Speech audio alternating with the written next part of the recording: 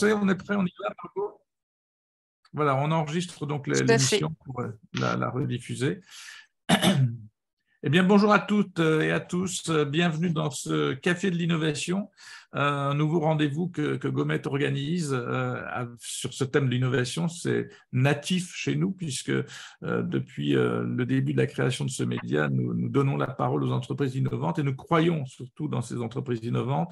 Je crois que tous ceux qui sont dans les pépinières, les pôles de compétitivité, les incubateurs ont appris à connaître nos journalistes et très souvent leur premier article ou leur première vidéo, eh bien, c'est sur Gomet qu'ils l'ont eu et on est très fiers de les accompagner du moment où leur projet est balbutiant jusqu'au moment où il évolue, où ils vont au CES à Las Vegas, puis après quand ils font des très belles levées de fonds comme on en a maintenant aujourd'hui, et on a aujourd'hui des levées de fonds comme on n'avait jamais eu avec des dizaines de millions d'euros, signe que en France et en Europe, on regarde nos entreprises avec un grand intérêt. Ce grand intérêt, il s'est manifesté récemment et il a été une très belle surprise avec notre métropole qui est capitale européenne de l'innovation. Sujet totalement surprenant, je crois que même pour celui qui a reçu le prix. Et donc, nous allons en parler. Donc, nous avons avec nous Didier Parakian, qui était chef d'entreprise, qui est maintenant entré en politique et vice-président de la métropole, délégué aux relations internationales. Un utile polyglotte qui sait s'exprimer dans toutes les langues et qui a fait un pitch extraordinaire en italien à Naples récemment, à la surprise de tout le monde. C'est quelqu'un qui est à l'aise dans ce monde international parce qu'il était à l'aise aussi avec son entreprise et qui maintenant porte les couleurs de notre métropole. Nous aurons trois entreprises qui sont avec nous: Adi Moussavi, président de Charge Poly, Jean-Luc Dorel, président de Cancia, et Alain Lunati qui vient de nous rejoindre, PDG de SP3H. Et c'est Margot Gay qui est journaliste à Gomet qui présentera ces trois sociétés. Je voudrais commencer avec Didier Parakian. Didier Parakian, ça a été une surprise, une belle surprise, cette Marseille, capitale européenne de l'innovation. Dites-nous un petit peu quelle est cette compétition. On n'était pas tout seul, on était face à du lourd. Hein. On n'était pas, c'était un gros dossier et on l'a emporté face à des villes qui pourtant ont une très belle réputation européenne et mondiale. Effectivement, bonjour à tous. Merci à Gomet de me laisser la chance de m'exprimer. Je salue les startups de l'innovation et bientôt des scale-up.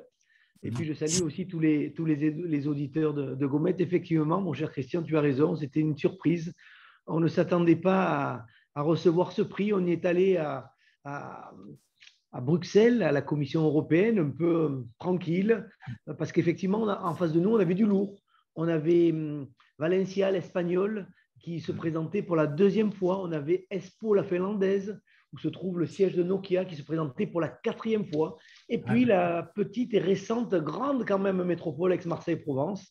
Et contre toute attente, en fait, c'est nous qui avons été choisis parce que nous avons sur notre territoire des pépites, on va en parler. Nous avons un magnifique écrin. Souvent, on est dur avec ce territoire qu'on adore. Mais en fait, quand c'est l'Europe qui nous juge, eh bien, on a des résultats. Donc, effectivement, capitale européenne de l'innovation. Alors, d'après moi, il y aura un avant et un après capitale européenne de l'innovation. Alors, il ne faut pas se tromper, ce n'est pas la même chose que la capitale européenne de la culture. Mais grâce à notre président Martin Vassal, nous allons faire une conférence de presse dans quelques minutes, juste après vous, et nous allons annoncer que cette année 2023 va être une capitale de l'innovation pour le territoire. Aujourd'hui, nous pouvons le dire, nous jouons dans la cour des grands, nous jouons en Champions League. Après Paris, après Barcelone, après Amsterdam, après Athènes, eh bien c'est à notre tour d'être capitale européenne de la e-capitale. Je reviens dans mes valises avec 1 million d'euros, c'est pas rien. Cette somme va profiter bien sûr à l'ensemble du monde de l'innovation, mais aussi nous allons annoncer tout un programme. Alors c'est un peu tôt pour dévoiler en avant-première le programme, parce qu'il y a 3-4 jours encore, on ne savait pas qu'on allait être en haut de l'affiche. En tout cas, moi, je suis très fier pour ce territoire qui avance, ce territoire qui est béni des dieux. C'est aussi la victoire du fait métropolitain. Oui. Contre des grandes villes, nous étions une métropole, 92 villes, et ça compte. Vous savez, c'est un concours d'une grande technicité. Et qui sont les gens qui jugent? Alors justement, c'est une commission complètement indépendante et c'est peut-être sans doute Ah pour oui. ça qu'on a gagné. C'est un concours en 2 étapes. D'abord, une épreuve écrite en anglais. On a remis un dossier à la Commission européenne de plus de 30 pages. Et puis après, un oral devant la Commission européenne où toutes les questions sont permises. Donc là, c'est Didier Parakian qui a planché? Alors, on a planché. Non, alors, j'ai la chance d'avoir des équipes incroyables. Bien sûr, j'étais aux côtés de mes équipes. Mes équipes qui ont travaillé depuis un an avec les techniciens de la métropole, avec les équipes de l'innovation de notre métropole et bien sûr tout l'écosystème, ce qui fait la force de notre territoire. Et je dirais la ligne directrice, le fil conducteur de cette candidature, ça a été la ville méditerranéenne durable de demain. On veut devenir un phare dans le bassin méditerranéen. On veut crier très fort que cette position géostratégique entre l'Afrique et entre l'Europe, eh ben, c'est une position qui est exceptionnelle et c'est sur ça qu'on a parié. Alors, on a parlé du technopôle de l'Arbois et on en parlera encore. On a parlé d'Emerging Valley dans cette candidature. On a parlé de l'épopée. On a parlé de tout ce qui fait de Marseille Innovation, de tout ce qui fait la force de ce territoire en matière d'innovation. Et croyez-moi, on l'a appelé le melting pot de l'innovation. Une centaine de projets qui ont été listés et qui font qu'aujourd'hui, on est sur le toit, pas du monde, mais de l'Europe. Comment on peut profiter au mieux de ce titre-là? On a vu que sur la culture, on a su faire quand même. Il y a eu beaucoup de critiques à un moment donné parce que les Marseillais ne sont pas avares de critiques, mais on a quand même, on a vu que sur la culture, il y avait aussi un avant, un après 2013. Vous dites qu'il y aura un avant et un après. Qu'est-ce qu'on peut demander? Qu'est-ce qu'on peut proposer? Est-ce que les entreprises qui sont là peuvent faire quelque chose? Est-ce que vous leur demandez quelque chose? Tout le monde va participer et on aura besoin de toutes les forces vives de ce territoire. On a fixé 3 axes. D'abord, on va accélérer notre positionnement européen. Nous allons intégrer dans le réseau des villes qui sont les capitales, je les ai citées, Barcelone, Athènes, Amsterdam, Paris. Aujourd'hui, vous voyez, on joue dans la cour des grands. Et j'ai le plaisir de vous annoncer que l'année prochaine, au lieu que ce prix soit remis à Bruxelles, eh bien, nous avons négocié avec la Commission que ce prix soit mis en avant et instauré de Marseille. Et ça, c'est la première grande victoire. Chapeau. Alors, ça, c'est bien parce que c'est des milliers de personnes qui vont être là pour cette remise des prix. Ensuite, on veut renforcer notre écosystème en tant que chef d'orchestre. Et vous savez, je veux associer à cette victoire, bien sûr, Arnaud Mercier, qui est notre élu à l'innovation. Lui, il a beaucoup travaillé aussi avec la plateforme de l'innovation, avec la feuille de route de l'innovation, avec le club Innov Provence, autant de projets qui nous ont fait gagner. Et puis ensuite, on veut booster notre attractivité territoriale. Effectivement, il y aura un avant et un après Capital. Fini le bashing. Maintenant, on brille à l'international. Et par exemple, on aimerait créer un prix e-Capital Med-Afrique à destination des villes du Sud et à destination de la Méditerranée, qui pourrait être, par exemple, remis durant Emerging Valley. Voilà, vous savez, ce prix, on doit tous en être les ambassadeurs. À vous, bien sûr, les acteurs de l'écosystème, de vous en emparer, de vous l'approprier. Les journalistes, merci de le relayer.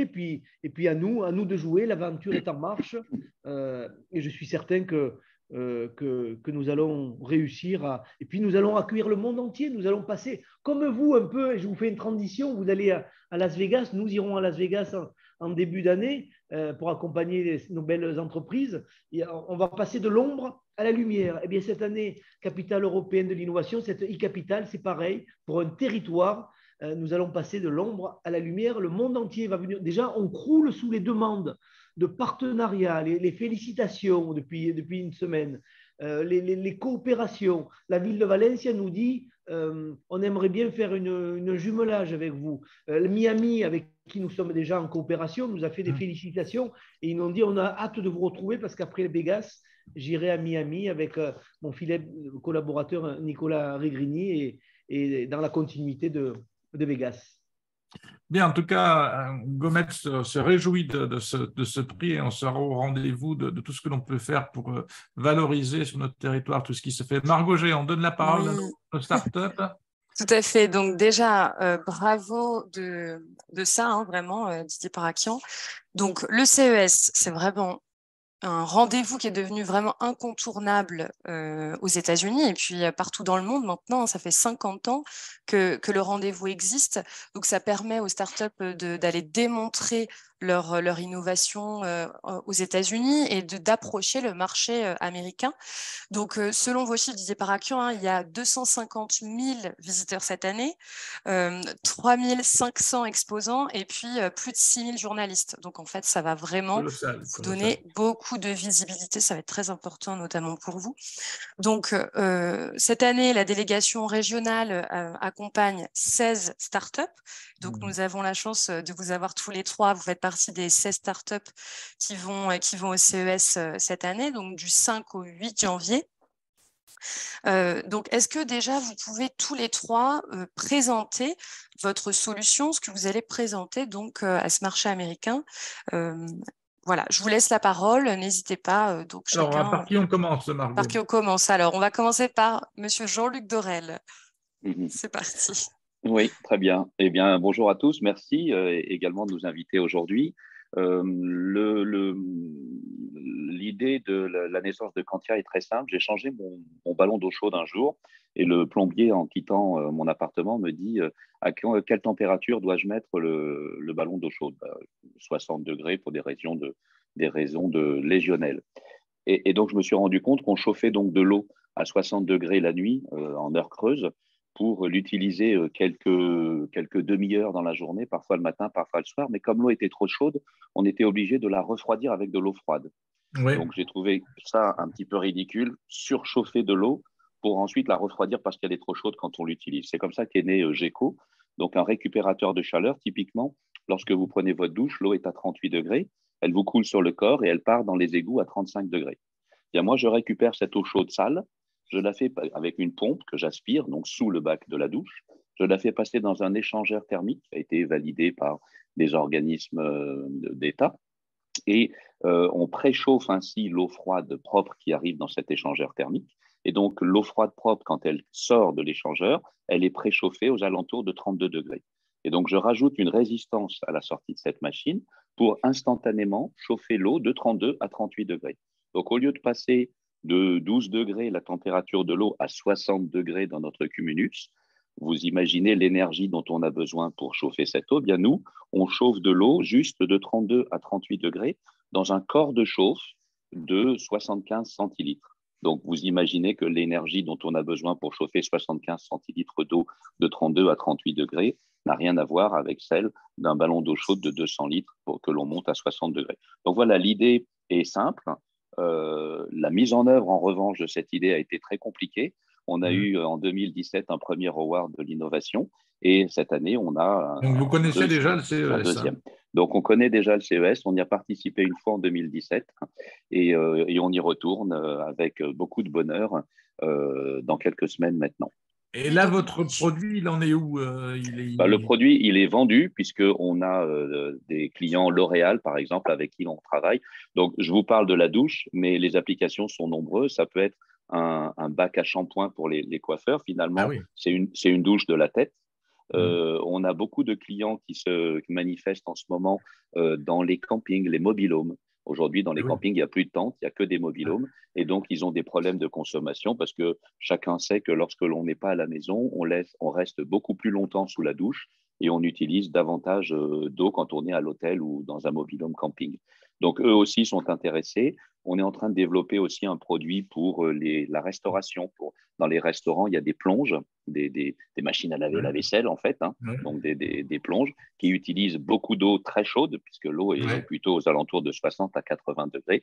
Et donc, il y a une application importante dans ce domaine-là. On a des participations avec Accor aujourd'hui. On a équipé un hôtel en test. On équipe un hôtel. C'est colossal, hein, Oui, Brune Poirson, qui est notre ancienne ministre, enfin secrétaire d'État avec Nicolas Hulot, est maintenant directrice RSE et voilà, elle est très investie dans cette démarche-là. On a des tests également chez Logis Hôtel. Donc voilà, on développe partout et j'ai recruté il y a quelques mois maintenant un directeur export. Donc on a eu notre première commande en Slovaquie. Donc voilà, Geco et Quantia est maintenant installé en Slovaquie et on a quelques commandes là, qui arrivent en début d'année au Royaume-Uni également. Donc le produit est prêt à être, il est industrialisé et là vous êtes prêt à attaquer le marché américain. Oui, aujourd'hui on fabrique nos machines au Technopole de l'Arbois, donc à Aix-en-Provence, où les machines sont produites et on est en train d'industrialiser le système pour d'ici à la fin de l'été prochain, on sera en mesure de produire des grandes quantités de machines. Bravo. Donc, du coup, Hadi Moussavi, vous pouvez peut-être passer à la présentation de Charge Poly. Oui, bonjour à tous. Merci de m'avoir invité aussi à ce café. Alors, comme Quantia, en fait, l'aventure Charge Poly a démarré aussi avec un constat. En fait, ma difficulté aussi de recharger ma voiture électrique en me promenant. Et en fait, je me suis rendu compte que la charge rapide était vraiment la solution qu'il faut développer et démocratiser et à grande échelle. Mais le frein, justement, c'était le coût de cette recharge, parce qu'il faut amener beaucoup de puissance, transformer cette puissance du réseau en courant continu pour attaquer directement la batterie en charge rapide. Et ça, c'est des gros investissements, parce qu'en fait, une station de charge rapide, grosso modo, c'est une petite centrale électrique et un ordinateur devant un véhicule. Donc, en fait, c'est une taille unique en fait, qu'on présente à chaque véhicule. Qu'il soit petit, gros, là ou pas là, on a ça qui attend sur le parking. Donc, en fait, le concept qui est devenu un brevet, le brevet est devenu un produit et donc, du coup, le projet d'entreprise de Charge Poly, c'est sur un parking donné, c'est de créer en fait un réseau de canaux de charge, de lignes de charge distinctes avec des caractéristiques données, des puissances données. Donc, une ligne à très haute puissance, une ligne à moyenne puissance, une ligne éventuellement bidirectionnelle pour décharger le véhicule à terme, etc. Donc, en fait, on vient, comme des fréquences radio, en fait, si on veut, donc on vient mettre plusieurs lignes et on met plusieurs bornes, du coup, pour le coup, à coût marginal, puisque la puissance de production de courant continu est centralisée et mutualisée. Donc, ce sont des bornes qui viennent se piquer sur ces lignes et en fonction des véhicules qui arrivent, on leur donne la bonne vitesse de charge, le bon chargeur, si on veut. Et du coup, en fait, derrière, il faut de l'intelligence, de la priorisation avec des services de réservation pour qu'on puisse utiliser cette puissance qui, de toute façon, va être le facteur limitant à terme quand on aura 10, 100 véhicules sur un même parking, de façon intelligente aux différents véhicules, dizaines de véhicules qui viennent se plugger à la station. Donc, en fait, ça, c'est notre brevet qui est notre produit. Donc, on a notre vitrine qui est au Technopole d'Arbois, où on a 12 points de charge, 12 bornes avec une puissance centralisée de 100 kW. Et on a commencé à vendre en France et aussi à l'étranger. Donc, on était au CES de Las Vegas cette année, en janvier 2022. On a reçu le prix de l'innovation dans notre catégorie mobilité. Déjà, oui. Voilà. Le fait d'avoir un prix à Las Vegas, c'est quelque chose qui vous donne la visibilité, parce qu'on imagine quand il y a des centaines d'entreprises, pour se faire remarquer, c'est les awards qui comptent. Exactement. Par catégorie, il y a 5 awards. Il y a, je crois, une quinzaine de catégories, si je ne me trompe pas, et il y a 5 dans chaque catégorie. Donc, dans la catégorie mobilité, on était la seule entreprise française à recevoir cette award dans cette catégorie. Et donc, il y avait 4 autres dans le monde qui le recevaient également. Donc, effectivement, ça nous donne une reconnaissance, une visibilité forte, une notoriété pour le produit. C'est un produit qu'on présente. Et donc, derrière, bien sûr, la start-up profite de cette reconnaissance de l'innovation. En fait, c'est ce qu'on reconnaît, c'est l'innovation. C'est un produit qui est nouveau, qui va bouleverser, et qui plaît, qui va plaire aux utilisateurs. Donc, on est content de ce travail. Et on voit très bien qu'avec la crise énergétique que nous connaissons, chacun va regarder ses kilowatts avec beaucoup plus d'attention qu'avant. Donc, tout cela devient d'autant plus d'actualité. Ça pouvait être une conviction, aujourd'hui, c'est une contrainte. Hein. Donc, on n'a plus tellement le choix. Chacun regarde la température de son chauffage, chacun regarde la consommation électrique que l'on peut avoir. Donc, c'est quelque chose qui est devenu un impératif pour chacun d'entre nous. On était peut-être un peu facilement dépensier en énergie. Aujourd'hui, on sait très bien qu'il faut se mettre aux économies et vos services, vos produits sont totalement dans l'actualité. On passe au troisième, Margot? Oui, Monsieur Lunati, c'est à vous. Oui, bonjour. Alain Lunati, SP3H. Donc, effectivement, on est sans doute la plus vieille des startups sur le Technopole de l'Arbois, puisqu'on a commencé notre développement il y a 18 ans déjà. Donc, on a pu effectivement voir passer les crises, les développements successifs, et on est toujours là. Et donc, en fait, le développement en fait, de la société est basé sur le constat en fait, qu'il est nécessaire de pouvoir embarquer des informations à bord des véhicules thermiques pour les rendre plus intelligents, et notamment sur toute la partie combustion et émissions polluantes et émissions de CO2. Un sujet aujourd'hui qui est effectivement très prégnant et qui est un des enjeux, on va dire, pour les 3 prochaines décennies. On s'y est attaqué un peu plus tôt parce qu'on pensait qu'effectivement, les solutions que les raffineurs utilisaient dans le cadre de l'optimisation de la fabrication du carburant devaient être un jour proposées à bord des véhicules, et que le véhicule soit capable de faire une analyse de la composition moléculaire des carburants de telle manière à adapter le contrôle moteur pour réduire les émissions, la consommation, et donc les rejets de CO2. Il a fallu 18 ans, donc 15 ans de R&D. On a investi 21 millions. On a levé 13 millions d'euros pour pouvoir arriver à miniaturiser des solutions qui pesaient 200 kilos, mesuraient 2 mètres de haut, pour qu'aujourd'hui elles puissent tenir. C'était un peu lourd pour mettre sur un camion, quoi. Voilà, et puis 300 000 euros. Donc, il fallait aussi travailler sur la contrainte prix, Ah et oui. puis rendre tout ça robuste pour des fonctionnements sur des véhicules roulants, vibration, choc, variation de température. Donc, le challenge n'était pas aussi le même pour pouvoir aussi embarquer ces solutions. Et donc, en fait, on a eu du soutien de la part, on va dire, des territoires, des collectivités au niveau français également, et puis au niveau européen, pour arriver effectivement aujourd'hui à être en phase commerciale de notre solution, notamment dans le cadre de l'utilisation de carburants renouvelables synthétiques qui permettent une réduction significative du CO2 sur un schéma à puits-roue de 65 à 90% sur la partie CO2, et sur la partie émissions jusqu'à 80% des émissions. Et donc, en fait, aujourd'hui, nos solutions sont commercialisées pour les professionnels de la route. Donc, il y a des homologations et des réglementations au niveau européen et au niveau national qui permettent, en fait, derrière d'utiliser et d'exploiter ces carburants, sous réserve que vous prouviez que vous pouvez utiliser ces carburants. Donc, si vous utilisez un carburant, vous êtes un professionnel de la route et vous décidez de mettre ce carburant à bord de votre véhicule, notamment, vous allez avoir comme profil Flex Fuel Ethanol la modification sur votre carte grise de telle manière à pouvoir en fait bénéficier d'une vignette terrain et rentrer dans les zones à faible émission. On sait que c'est un véritable souci aujourd'hui avec l'avènement des ZFE en France. Alors, moins, on va dire, dans les autres pays européens, mais on se rend compte qu'il y a quasiment plusieurs centaines de milliers de véhicules, donc les artisans, les professionnels du transport, qui n'auront pas de solution à court terme. Donc, effectivement, avec le développement derrière des véhicules électriques ou hydrogène qui ne sont pas encore prêts, notamment pour des véhicules de 40 tonnes. Aujourd'hui, pour pouvoir décarboner et réduire les émissions polluantes de ces véhicules, il faut pouvoir prouver de l'utilisation de carburants homologués, décarbonés, et c'est ce qu'on fait. Donc, dans le cadre en fait de ce qu'on vient présenter à Las Vegas, nous y étions allés en 2016 en fait. Hein, on était une des premières à faire le déplacement avec le Technopole. On avait compris en fait de l'intérêt de pouvoir digitaliser notre solution.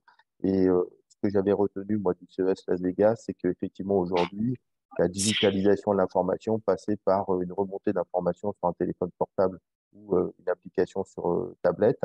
Et c'est ce qu'on propose aujourd'hui à Las Vegas, c'est-à-dire que on a fait une adaptation de la version aujourd'hui commercialisée pour tout ce qui est bus et poids lourds, de telle manière à ce que vous puissiez, vous, en tant que utilisateur de votre véhicule personnel, pouvoir demain mettre ces biocarburants qui sont 100% compatibles avec des véhicules thermiques, les mettre dans votre réservoir et pouvoir garantir ou prouver que vous avez bien de l'usage de ces carburants. Alors, ces carburants, aujourd'hui, ne sont pas autorisés en France pour le particulier. Il faut savoir qu'ils sont autorisés au niveau européen dans plus de 15 pays en Europe. Donc, vous pouvez, par exemple, en Scandinavie, utiliser déjà ces carburants décarbonés bas émission si vous le souhaitez dans vos moteurs.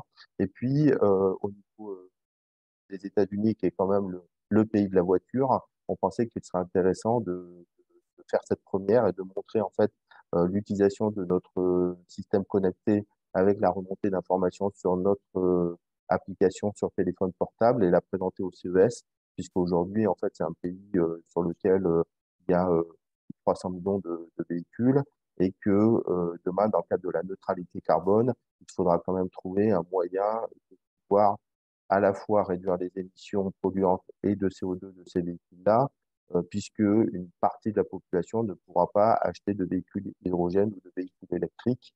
Et donc, on appelle ça la gentrification de l'écomobilité, c'est-à-dire pouvoir donner une alternative aux personnes avec des revenus modestes, de pouvoir faire le job, c'est-à-dire continuer à circuler avec des véhicules thermiques, mais décarbonés, au travers de notre application qui fournira un certificat d'émission et un certificat qualité carburant qui pourra être exploité par les utilisateurs de ces véhicules. D'accord, donc là, vous allez montrer cette application au CES cette année. Et donc, monsieur Dorel, vous êtes déjà aussi allé au CES en 2017, Oui. mais c'est très différent parce que vous étiez en R&D. Là, maintenant, votre système, votre solution est industrialisée. Donc, est-ce que vous pouvez, pareil, nous faire une petite passe sur à quoi vous a servi le CES en 2017 et pourquoi vous y retournez cette année? On y retourne un petit peu pour les mêmes raisons. Visibilité, effectivement, on a eu beaucoup de contacts de gens qui étaient intéressés. Donc, en fait, ça a validé notre idée. On s'est rendu compte en présentant notre solution au CES de Las Vegas qu'il y avait un réel intérêt. Et donc, ça nous a permis de développer pendant 4 ans, malgré les 2 années de Covid qui nous ont porté préjudice, notre solution que l'on représente cette année. On a un award sur le CES 2023, du coup, de Sustainability et Eco-Design. Donc, pour non pas confirmer cette fois-ci, mais plutôt pour avoir une visibilité internationale. Vous l'avez compris, on a commencé notre développement à l'international, on veut le valider et l'objectif du CES est double, cette visibilité internationale et trouver un partenaire pour le marché américain. On va donner la parole à Didier Parakian parce qu'il nous a fait l'honneur de venir à cette conférence, à ce débat, ce café de l'innovation avant la conférence de presse. Il faut qu'on le laisse partir pour aller faire cette conférence de presse tout de même.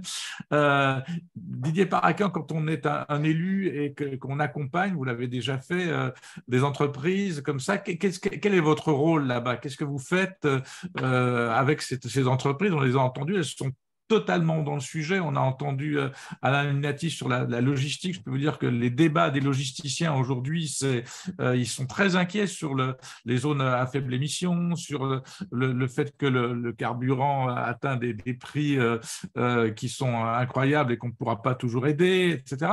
Donc vraiment, on a des entreprises qui sont au cœur des sujets de société sur lesquels on est présent. Vous, quand vous les accompagnez au CES à Las Vegas, qu'est-ce que vous allez faire et comment vous allez les aider à effectivement trouver des contacts? Je ne sais pas, qu'est-ce que fait un élu à Las Vegas? Avant de répondre, mon cher Christian, à cette question, j'ai une surprise pour vous parce qu'en face de moi, j'ai du lourd, j'ai des startups awardées. Bien, nous aussi, à la métropole, on est awardés. Voilà, en avant-première, ce que la commissaire européenne à Bruxelles m'a remis, le trophée de l'innovation, la e-Capital. Je l'embrasse, 1 million d'euros, mais au-delà du million d'euros, c'est de la visibilité, c'est de l'attractivité, et ça n'a pas de prix, mes chers amis. Alors, pour répondre Bienvenue à votre question… club. Bravo. Merci beaucoup. Pour répondre à votre question, effectivement, Margot a donné les chiffres de ce salon de la démesure, de cette mecque du geek, de ce temple du business. Et puis, vous auriez pu rajouter que pendant ces 3-4 jours, c'est plus de 1 milliard de dollars de transactions qui se fait. Donc, c'est des chiffres à faire tourner la tête. Et donc, avec Martine Vassal, nous, on pense que c'est un terrain de jeu favorable pour nos entreprises. C'est pour ça que la présidente me demande d'accompagner nos startups. Mais nous ne serons pas seuls parce que sur ce territoire, on joue collectif. Nous serons avec la région, bien sûr, avec la Chambre de commerce, avec Provence Promotion, avec Rising Sud, bref, toutes les forces vives. Vous savez, quand on joue collectif, on gagne toujours. On est plus fort, on est plus visible, on est plus attractif. Alors cette année, vous l'avez dit, nous n'avons pas choisi la quantité. Nous serons, entre guillemets, 16 startups, plus 4 qui seront des scale-up, qui sont des scale-up qui sont à l'étage au-dessus, eux qui sont déjà venus, qui ont déjà participé. Je pense à Kista, je pense à Genesinc. Et donc, la délégation sera d'une vingtaine de startups et de scale-up. Et donc, la qualité plutôt que la quantité. Pourquoi? Parce qu'en fait, déjà, beaucoup d'entreprises ont été awardées et je les en félicite, bien sûr. Et je voudrais rappeler que sur notre territoire, avec le Technopole de l'Arbois, nous avons le 4e technopole en matière de clean tech au monde. Et sachez que nous sommes la métropole la plus awardée du monde. Depuis 6 ans que nous participons à Vegas, c'est près de 30 awards que nos entreprises ont été allées chercher. Donc c'est important parce que, comme vous l'avez dit, ce salon, vous passez de l'ombre à la lumière. Il y a une forte médiatisation du produit. Nos entreprises nous l'ont dit, elles cherchent des partenaires potentiels, elles cherchent à lever des fonds, elles cherchent des opportunités pour signer des accords. Allez, moi je dis, puisqu'on est à Vegas, on fait tapis, on va chercher le jackpot. Et puis le message, pourquoi nous sommes là, les élus, nous sommes vous savez, des humbles serviteurs, des modestes accompagnateurs, nous sommes des VRP. Et on veut dire aussi au monde entier que notre territoire a changé. Oui, notre territoire s'est métamorphosé. Et puis on a Technopole de l'Arbois, un druide, je l'appelle le druide, c'est Frédéric Vieux, parce qu'il met de la potion magique dans la soupe des startups, il met de la vitamine C, de la vitamine E, puis de la vitamine S. S comme succès. Le succès de nos entreprises, c'est aussi notre succès d'un territoire, parce qu'à la clé, c'est quoi? C'est de l'emploi et c'est de la richesse pour nos entreprises. Et ça, c'est la priorité des priorités. Vous dire aussi que nous, la métropole, on a décidé d'investir lourdement pour accompagner nos startups dans des lieux, dans des technopoles. Je vous ai parlé de l'Arbois, j'aurais pu vous parler de Luminis, j'aurais pu vous parler de Château-Gombert, je voudrais pu vous parler de ces dizaines d'accélérateurs, d'incubateurs comme Marseille Innovation. Didier Parakian, la question, c'est à Las Vegas, vous ne serez pas tout seul, je crois que Bernard Klenov, par exemple, je pense, sera de voyage, je suppose. Les élus, qu'est-ce qu'ils vont faire? On voit bien les entreprises, elles ont un stand, elles présentent leurs trucs, elles vont accrocher, recevoir des gens qui font du capital risque, des clients ou des partenaires potentiels. L'élu, qu'est-ce qu'il fait? On sait qu'il joue un rôle. On est des serviteurs, comme je disais, on est des lanceurs d'alerte, on rencontre beaucoup de presse, on rencontre beaucoup de public, de passionnés, d'experts, et on est le relais avec nos startups. On leur dit, écoutez, venez, parce qu'on a sur le stand commun que nous avons choisi de faire, nous avons des pépites et c'est ici qu'il faut venir. C'est ici aussi qu'il faut investir sur ce territoire, parce que ce territoire est innovant, parce que ce territoire est créatif, et puis aussi, on va dire au monde entier que ce territoire a changé, que des lieux de l'innovation comme l'accélérateur ou comme la CISAM existent, comme nous allons dire aussi aux startups, parce que souvent c'est le moment ou jamais de les rencontrer, qu'on peut les aider, on peut abonder, on peut les aider, on abonde dans le fonds Aix-Marseille-Provence Amorçage, où on peut donner des prêts d'honneur à chaque startup qui nous le demande, à hauteur de 40 000 €. Nous, on soutient le monde de l'innovation avec des sommes importantes. Et le dernier message que je voudrais faire passer, c'est que vous savez, à nos startups, c'est que voilà, on a 48 heures, on a 72 heures pour se montrer. Il faut c'est rapide quand mettre même, toutes les forces dans la bataille. Oui, aussi, il faut tapis rouge, dérouler le tapis aux investisseurs. Et puis l'année dernière, je me rappelle, c'était l'année d'avant, nous étions allés avant Vegas, nous étions allés dans la Silicon Valley avec Jean-Luc Chauvel pour aller dire au monde entier, surtout à la Silicon Valley, nous sommes en train, nous, de devenir la Silicon made made in Europe, made in Méditerranée, et c'est chez nous qu'il faut venir investir. Et je vous rappelle que les Américains sont sur ce territoire les plus gros investisseurs. Et donc, ça aussi, ça fait partie de notre rôle d'être des ambassadeurs, d'être des VRP du territoire. Merci Didier Parakian, merci d'avoir été parmi nous pour ce premier café de l'innovation et puis pour vous nous raconterez après pour votre retour comment s'est passé ce séjour à la Vegas et qu'est-ce que vous rapportez. Margot, on reprend les discours de on redonne la parole à nos entreprises. Tout à fait. Mais, du coup, j'aimerais bien donner la parole à Monsieur Moussavi. Est-ce que vous pouvez du coup nous dire, là vous y êtes allé récemment, hein, il y a un an, qu'est-ce que vous avez trouvé au CES Las Vegas? Qu'est-ce que vous y avez fait? Et puis, je crois que… Pardon, là, je suis en double. Et donc, voilà, qu'est-ce que vous attendez cette année de ce nouveau CES? Alors, c'est vrai que quand on est parti en janvier cette année, c'était bien sûr pour mettre en avant notre innovation, gagner de la notoriété auprès des investisseurs, auprès du marché français et européen. Je n'avais pas forcément anticipé que le marché américain était si intéressant, je dirais. Et cette fois, on y va vraiment avec… Votre découverte, c'est quand vous y allez, parce que quand on débarque comme ça dans un marché, même si on connaît l'international, même si on connaît ses techniques, voilà, il y a des milliers de stands, des milliers de boîtes, on a son petit coin. Comment on arrive là à se dire, je vais faire mon trou, je vais me faire connaître?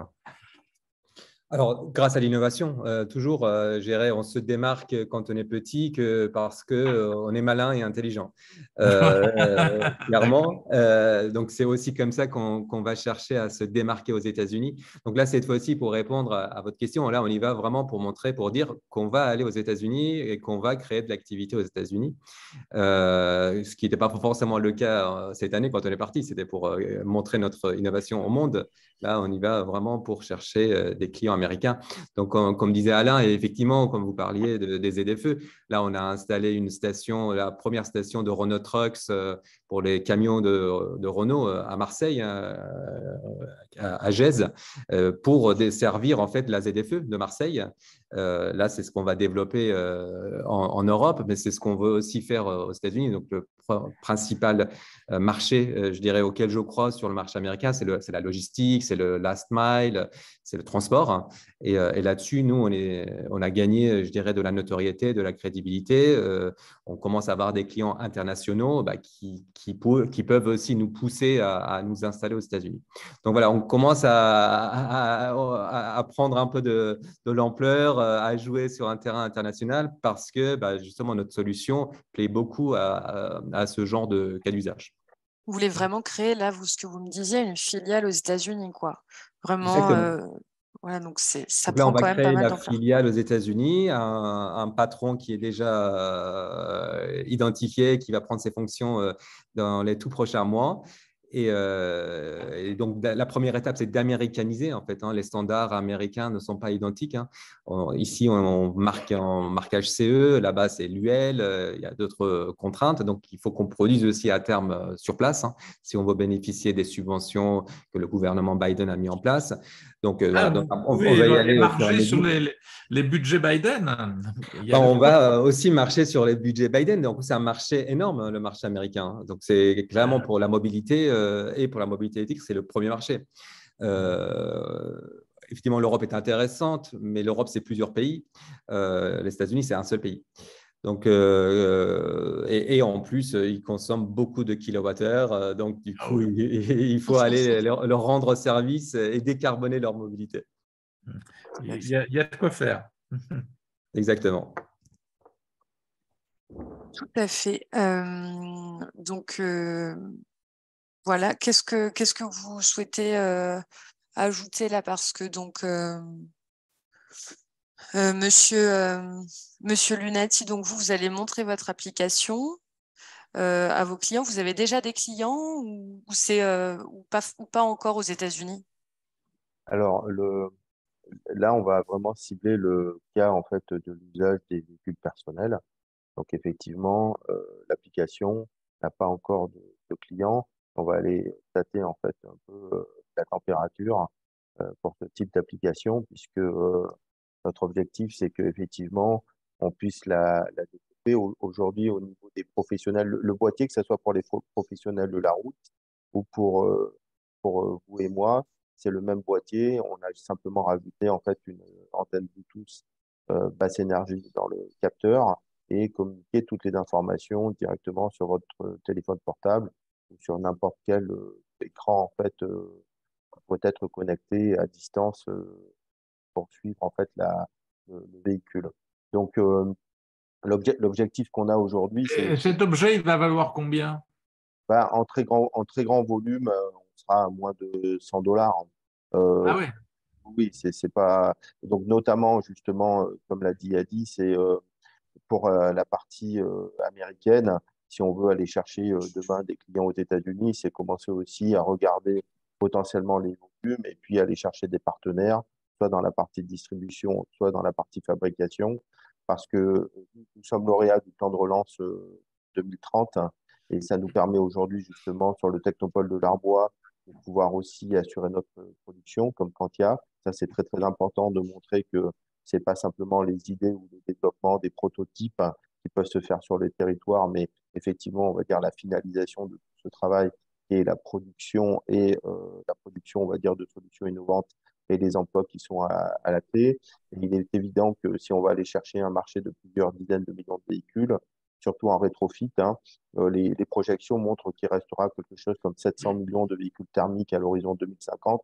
Ces véhicules devront être décarbonés si on veut atteindre la neutralité carbone dans le domaine du transport. Donc, on parle de chiffres complètement colossaux, en fait, quand on s'adresse au marché français, au marché européen ou au marché américain. Là, l'idée, c'est de pouvoir commencer à mettre un pied, prendre la température.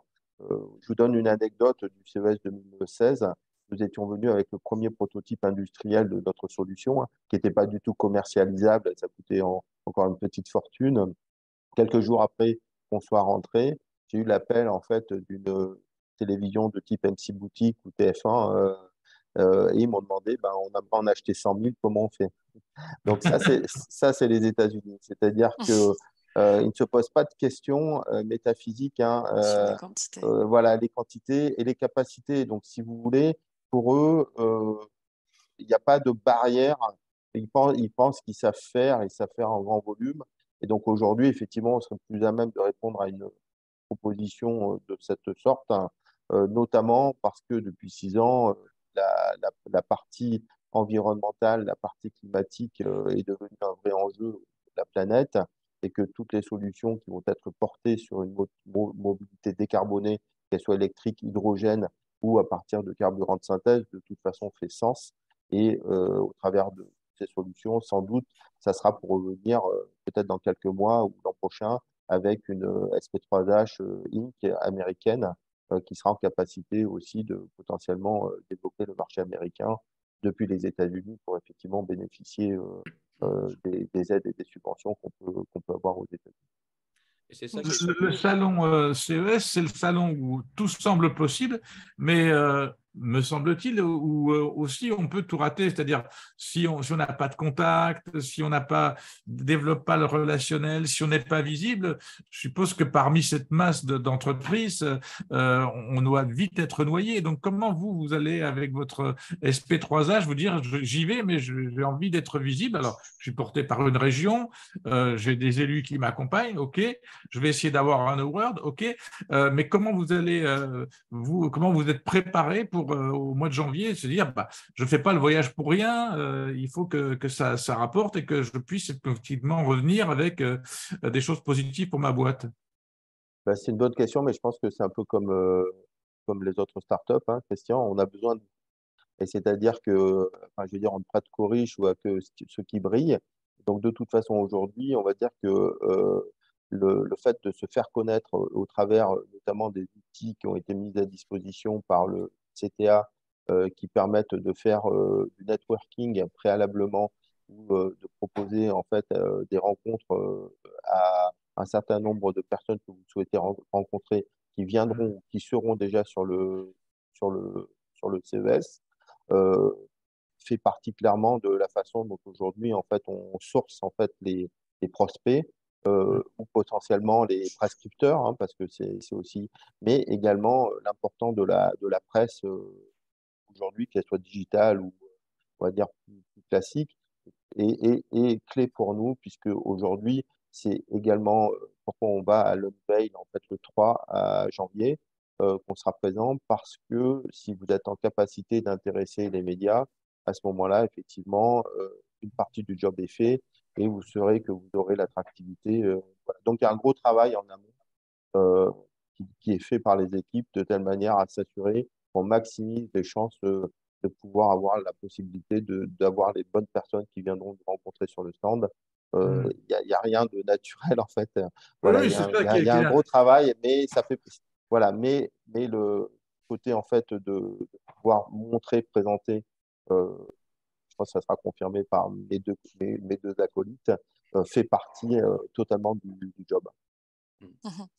Et donc, c'est quand même une clientèle très qualifiée qui se présente sur le salon. Donc, ils viennent pour chercher aussi quelque chose.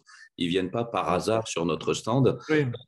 Ceux qui vont venir chez moi n'iront peut-être pas chez mes collègues parce qu'ils ne sont pas du tout dans le même, dans le même métier. Donc, et on sent que la clientèle est très qualifiée. Ce que je voulais rajouter, c'est ça qui est très drôle dans les startups, c'est qu'au départ, on commence avec une idée parce qu'on a une idée de charger des voitures parce qu'on a un problème de voiture ou pareil pour Alain. On commence avec quelque chose de simple et puis finalement, on se retrouve avec quelque chose d'énorme et au bout de 3, 4, 5 ans ou 18 ans, on est là à exposer sur le salon CES de Las Vegas en se disant, mais tu te rends compte le potentiel qu'on a avec les produits que l'on a et rien qu'en le disant, j'ai des frissons parce qu'effectivement, pour nous, entrepreneurs, alors moi, je suis un vieil entrepreneur ou un ancien entrepreneur, mais je frissonne encore à l'idée d'aller Las Vegas alors qu'au départ, ça a commencé parce que j'ai changé mon ballon d'eau chaude à la maison. Et en changeant mon ballon d'eau chaude, je me retrouve awardé au CES avec, voilà, tu disais, Alain, 100 000 pièces. J'espère que quelqu'un va me dire. Et en 2017, j'avais eu ce gars-là qui était venu me voir et qui m'avait dit, avec un Texan, il était dans le gaz et avec son accent incompréhensible, et il me disait qu'il en voulait 100 000 et je n'avais pas compris tellement c'était énorme. Et je lui ai fait répéter 3 fois. Et c'est vraiment l'américanisme en plein. Et quand on démarre notre boîte, on n'imagine pas qu'un jour, on irait au CES, accompagné par le territoire et la région et le Technopole, parce que c'est eux qui font quand même le gros boulot, parce qu'on est quand même entrepreneurs. En tous les cas, nous, toi, tu as une plus grosse boîte, Alain, mais nous, on a encore une toute petite équipe et on fait tout. On passe l'aspirateur, on passe les commandes, on négocie avec les banques. Et donc, tu disais, on est tous très pris pour identifier nos clients avant le CES. Nous, on y va un peu avec la fleur au fusil, quoi. On verra sur place. Alors, effectivement, le Unveil de Marseille, on y était. Unveil à Las Vegas, on y sera. On compte beaucoup sur le territoire, la région et le Technopole pour faire notre publicité. Et notre café aujourd'hui va le permettre. On passe sur les télévisions. Moi, je suis passé sur France 3 suite à l'Unveil, etc. Donc, voilà, on reste entrepreneur et on a une entreprise à diriger, toute petite pour ce qui est de mon cas. On est 6 collaborateurs, donc on n'est pas nombreux encore, avec des potentiels énormes, voilà, grâce à ce CES de Las Vegas. Et encore une fois, moi, quand j'ai mon plombier qui est passé, jamais je pensais qu'un jour j'irais et que je serais awardé au CES de Las Vegas. Jamais, jamais, jamais. Et juste, vas-y. Moi, je voulais vous demander, parce que pour revenir peut-être un peu à votre actualité, vous cherchez actuellement justement à grandir et à lever des fonds. Est-ce que vous pouvez nous en dire un mot, parce que vous cherchez des investisseurs, mais plutôt en France et pas aux États-Unis, Oui. comme on en a Moi, parlé. en tous les cas, oui. Oui, moi, je cherche pas beaucoup, entre guillemets. Tout à l'heure, on parlait de millions d'euros. Moi, je cherche 500 000 euros pour développer et ensuite, on s'auto-suffira pour le développement. Il faut une force de vente répartie un petit peu sur le territoire national et puis à l'international maintenant. Donc voilà, pas de grands besoins, pas de gros besoins. Après, si sur les États-Unis, il faut fabriquer 100 000 machines, peut-être que ça sera un petit peu différent et qu'on fera un deuxième tour de table ou plutôt un troisième tour de table. Mais aujourd'hui, les besoins sont relativement modestes, avec un potentiel marché colossal. On a fait des études, il y a 10 milliards de chiffre d'affaires potentiels à réaliser si 5% de la population s'équipe de notre système. Un truc, mais à l'américaine, c'est juste impensable. On n'arrive même pas à se dire, maintenant, si 5%, ça fait 10 milliards, mais bon, allez, retournons travailler et puis on pensera à ça plus tard. Mais c'est colossal. La crise énergétique que l'on vit en ce moment nous permet de surfer sur une vague colossale, quoi, effectivement. Sur vous trois, ça compte aujourd'hui. Et puis, je crois qu'il faut vraiment souligner, parfois on critique l'action publique, mais vraiment, là, cette action qui a été au départ de dire il faut aller au CES Las Vegas. La première fois qu'on nous a dit ça, on se dit mais qu'est-ce qu'ils vont faire là-bas? On a interrogé, puis on s'est aperçu dès le premier salon et dès le premier déplacement régional que les entreprises qui y allaient, ça balbutiait un petit peu. On ne connaissait pas encore le mode d'emploi là-bas, y compris les accompagnateurs. Puis petit à petit, la place s'est faite. Puis il y a quand même des structures françaises là-bas qui aussi aident à faire sa place. Et puis on s'aperçoit que la continuité de cet investissement sur le territoire et sur Las Vegas porte ses fruits. Et qu'entre la région, le Technopole de l'Arbois, la métropole, on a un écosystème qui est capable effectivement de dire nos entreprises n'y seront pas seules, on va aussi les accompagner et les booster. Et puis faire qu'on montre non seulement des belles entreprises, mais des entreprises qui ne sont pas seules, qui sont sur un écosystème qui est performant, comme on l'a rappelé tout à l'heure avec la capitale européenne de l'innovation. Qu'est-ce que vous en attendez encore d'autres, là, les deux autres, Assi Moussavi, on vous a peu entendu. Alors, je dirais là, sur notre voyage à Las Vegas, on cherche à renforcer encore notre notoriété. Nous aussi, on attaque une prochaine levée de fonds. On est dedans en ce moment. On a commencé la série A. Donc là, on cherche… L'objectif, c'est jusqu'à 10 millions. Ah oui, carrément. La série A. Vous avez déjà fait un premier tour ou pas? On a fait 2 petits tours. En fait, jusqu'à présent, on a levé 2,5 millions en tout. Jusqu'à tout cumulé. Donc là, on passe à l'échelle. Hein. Donc là, oui. On a dérisqué le produit, on a fait de la R&D, on a industrialisé, on a fait les premiers POC. La POC est passée, donc on est… Voilà, maintenant il faut déployer. Donc on a des clients, des commandes, des précommandes, des commerciaux à prendre, des chefs de projet, des acheteurs, etc. Donc il faut y aller, quoi. Du BFR, du stock avec la crise des semi-conducteurs. Donc Alain connaît ça très bien aussi. Pas facile de s'approvisionner en temps et en heure, etc. Donc là, il faut qu'on constitue un peu de ressources. Donc là, il faut qu'on y aille. Et pour ça, effectivement, Las Vegas d'être à Las Vegas au CES, ça donne encore un point de plus auprès des investisseurs avec qui on est en train de discuter. La caractéristique, puisqu'on suit avec Gomet l'ensemble des investissements et on tient un tableau de bord des investissements en haut de bilan, c'est qu'aujourd'hui, non seulement on a un bon tissu sur la région Provence-Alpes-Côte d'Azur de boîtes de gestion qui ont des fonds, mais qu'on arrive à capter ce qui ne se faisait pas avant sur des fonds français, européens et internationaux pour des boîtes de la région. Et ça s'est fait notamment à l'Arbois et c'est tout à fait significatif, c'est-à-dire que la visibilité internationale permet de capter des fonds qu'on n'avait pas avant. Ça se faisait déjà sur Sophie Antipolis depuis longtemps, grâce à Pierre Lafitte qui avait compris il y a 50 ans qu'il fallait déjà faire venir des capitaux risqueurs à peine le technopole né. Ici, ça commence à bien se faire et on voit sur les tours de table des boîtes totalement inconnues qui sont effectivement internationales. Donc là, vous avez un champ possible qui est ouvert maintenant. Tout à fait, exactement. Alors après, je rajoute aussi, ce qui manque aujourd'hui, c'est les talents, les ingénieurs, c'est rare. Donc, pareil, faire des salons comme ça, ça leur donne envie de venir. Et je dois avouer aussi que la région, la métropole, attire énormément. Là, on a fait venir 3 Parisiens, ils sont tout contents de s'installer à Aix. Oui, est-ce que vous avez donc chacun des enjeux là de recrutement? Est-ce que vous cherchez donc des cas, des ingénieurs? Dites-nous un petit peu vos besoins. Vas-y, Alain. Ouais, pour ce qui nous concerne, effectivement, comme on a lancé la prod depuis janvier, on reste une petite équipe, hein, mais on a embauché 6 personnes, puis on devrait embaucher au moins 6 personnes l'an prochain, voire peut-être une dizaine. On devrait monter rapidement à 30. Ces embauches, c'est quoi? C'est des techniciens, des ingénieurs? C'est techniciens, opérateurs, mais en prod, hein, et puis évidemment tous les services connexes, hein, autour de la vente, toute la partie d'organisation de la vente. Donc, il y a des stocks, il y a du suivi, il y a la facturation. Donc, tout ça, c'est une très bonne émulation puisqu'en fait, on est en train de créer en fait, tout un pan d'SP3H qui n'avait L'entreprise pas industrielle est en train de de prendre naître, forme. c'est ça. Mais Mhm. difficulté, comme Adil a dit, Recrutement. d'attirer les talents, recruter les talents.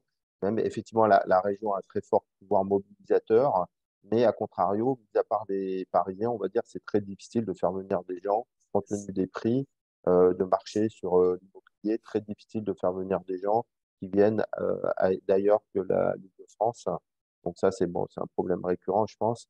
Mais voilà, c'est un gros boulot, c'est pas forcément simple. Ça fait partie des contraintes et des challenges qu'on voit, nous, pour l'an prochain, dans le cadre du développement. C'est une partie, on a dérisqué le produit, comme Adil a dit. On a aujourd'hui, on aura produit 500 systèmes qui tournent sur des camions qui ont déjà fait plusieurs millions de kilomètres. Donc, on est assez, on va dire, serein sur les capacités de la technologie et de production. Reste à mettre en œuvre les équipes et ça reste encore une histoire d'hommes et de femmes. Hein. Il ne faut pas se leurrer. On reste encore à ce niveau-là. Hein. Donc, la clé, ça reste encore les équipes, comme ça l'a été pendant les 18 ans de développement qui ont précédé la mise en place de la production. Tout à fait. Donc, Charge Poly aussi a des besoins et Quantia ou pas? Oui, on a des besoins. Tout à l'heure, Ati parlait de talent. Moi, malheureusement, j'en suis pas à chercher des talents parce que déjà, trouver juste des gens qui veulent travailler, c'est compliqué. Alors, en plus des talents qui veulent travailler, je ne sais pas si ça existe. Je passe un temps fou à chercher du monde. On cherche 2 ingénieurs pour faire de la R&D parce qu'on a d'autres projets que l'on veut développer. Et puis, des opérateurs, mais même des opérateurs. Ils arrivent le lundi matin et puis ils repartent le lundi soir parce qu'ils n'imaginaient pas que c'était ça qu'ils allaient faire. Et puis, il faut les 35 heures, et puis il faut les tickets restaurants, et puis il faut les RTT, et puis en fait, il ne faut pas travailler, quoi. Donc, avant de chercher des talents, moi, je cherche juste des hommes ou des femmes qui ont juste envie de travailler et de s'impliquer dans une start-up. Alors, une start-up, je vous le disais tout à l'heure, c'est plein d'avantages, mais c'est plein d'inconvénients aussi. On est obligé de tout faire. Parfois, il faut arrêter un peu plus tôt parce qu'il y a un truc à fournir parce qu'on a oublié, parce qu'on n'a pas reçu la livraison. Donc, il faut aller chercher la livraison à CDO qui est pas très loin. Et donc, c'est ça la vie d'une start-up. Et aujourd'hui, nos jeunes et nos moins jeunes aussi, je ne sais pas ce qu'ils attendent du travail. Moi, je suis un peu perplexe. J'ai bientôt 60 ans. Et je me dis, mais comment ils vont faire les jeunes derrière? Donc, on a un problème de recrutement. Et tout à l'heure, en entendant parler mes collègues, Alain a dit, je me disais, pourquoi on ne mutualise pas? On se prend tous les 3 une secrétaire ADV, administration des ventes par exemple, et puis en attendant qu'on fasse nos millions de chiffres d'affaires, on la prend, puis à un moment donné, il y en a peut-être un de nous 3 qui va dire, bon, moi je l'embauche à temps plein. Donc on repart et en attendant, on mutualise. Et je pense qu'il faut, étant donné que l'emploi, les salariés ont des demandes différentes d'il y a quelques années. Nous, il faut peut-être qu'on propose quelque chose de différent en disant à nos ressources, eh bien, vous allez travailler pour 3 boîtes en même temps, et puis il y en a une des 3 qui va peut-être vous embaucher. Alors, vous travaillez à temps plein, mais il y en a une des 3 qui va peut-être on a en France la chance d'avoir un statut pour ça, c'est les groupements d'employeurs qui existent depuis très longtemps et qui peuvent effectivement légalement, parce qu'autrement c'est du prêt de main-d'œuvre, vous savez que c'est quelque chose qui est interdit, mais autrement les groupements d'employeurs peuvent tout à fait faire ça. On va retenir ça, mais aidez-nous, nous on porte depuis, on a sorti un hors-série spécial sur l'emploi-formation et on porte ce message. Les études régionales aussi montrent qu'il y a un déficit de formation d'ingénieurs, de techniciens, ouvriers qualifiés sur notre région. Et il faut porter ce message auprès de nos organismes de formation qui, j'ai l'impression, font un peu comme avant et ne réalisent pas que notre région, on vient de le voir, on vient de l'entendre, elle a totalement muté. Elle a besoin de main-d'œuvre différente, elle a besoin de gens sur des postes différents. Et je pense que si aux jeunes, on leur montre correctement ce qu'est, mais pas simplement quand ils cherchent du boulot, avant, quand ils sont au collège, quand ils sont au lycée, quand ils vont entrer dans l'enseignement supérieur, pas forcément choisir la fac d'office parce qu'ils ne savent pas quoi faire, mais ils verront un petit peu ce que c'est que l'univers de la technologie industrielle qui est passionnant. Je crois qu'on peut les motiver, mais il faut que nos organismes de formation soient à la hauteur et réalisent bien qu'il faut aussi que le dispositif, l'écosystème de formation se transforme autant que l'écosystème économique est en train de se transformer, parce que sinon on va être effectivement en panne de recrutement. Ça vaut pour des petites entreprises. On était en contact avec, avant-hier, avec un contact avec le groupe Portec qui nous dit, moi je recrute 2000 personnes cette année, il m'en faut 200 dans la région. Alors vous voyez, quand vous allez avoir un groupe qui comme ça aspire des techniciens, des ingénieurs et des cadres, qui est déjà bien installé, pour les startups c'est plus risqué, ça va faire beaucoup de concurrence inutile, parce qu'il n'y a pas de vraie concurrence, mais de fait, comme il y a une pénurie, il y a concurrence. Donc c'est un vrai sujet, on en parle beaucoup et on va encore en reparler. Mais en tout cas, on vous souhaite bonne chance dans ce déplacement à Las Vegas, bonne chance pour faire des belles rencontres et faire que vos produits puissent percer. Et puis, il se passe très souvent, et Didier Parakian l'a dit, des fois c'est à l'intérieur de la délégation qu'il se passe le plus de choses, et des fois il y a des rencontres profitables aussi entre entreprises qui peuvent permettre des rapprochements tout à fait intéressants. C'est aussi les retours de Las Vegas que l'on a eu d'autres fois. Donc, quand vous reviendrez de Las Vegas, on viendra vous revoir pour que vous nous disiez ce qui s'est passé. Merci à toutes et à tous. Merci donc à Margot Jay, donc de Gomet, d'avoir accompagné cette animation, et donc Margot rédige aussi sur tous ces sujets. Merci à Adi Moussavi, président de Charge Poly. Merci à Jean-Luc Dorel, président de Quantia, puis à Alain Nati, PDG de SP3H, d'avoir été avec nous, et on vous donne rendez-vous à bientôt pour un prochain Café de l'Innovation. Parfait. À bientôt, merci beaucoup. Merci à tous. Au revoir. Au revoir. Bonne journée. Au revoir. Au revoir.